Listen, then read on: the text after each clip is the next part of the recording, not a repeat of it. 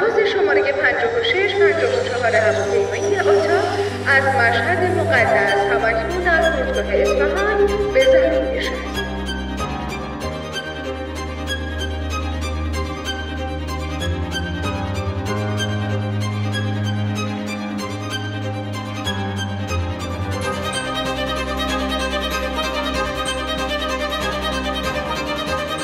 این افتخار رو داریم که از ابتدای سفرهای نوروزی امسال شرکت هواپیمایی آتا از 23 اسفند ماه تا امروز چیزی در حدود 12208 مسافر جابجایی داشتیم که پیش بینیمون این هستش که این تعداد مسافر تا انتهای تعطیلات به 17000 نفر برسه به امید خدا. نسبت به سال گذشته ما در جابجایی مسافر و تعداد پروازها بیش از 20% افزایش داشتیم.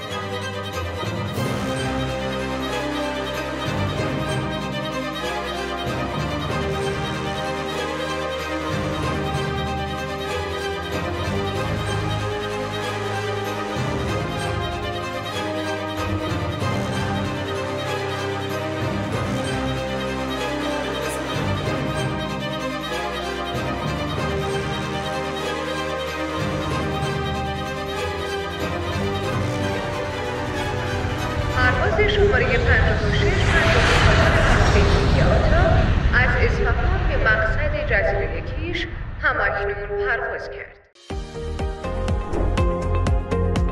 با هم پرواز کنیم. هواپیمایی آتا.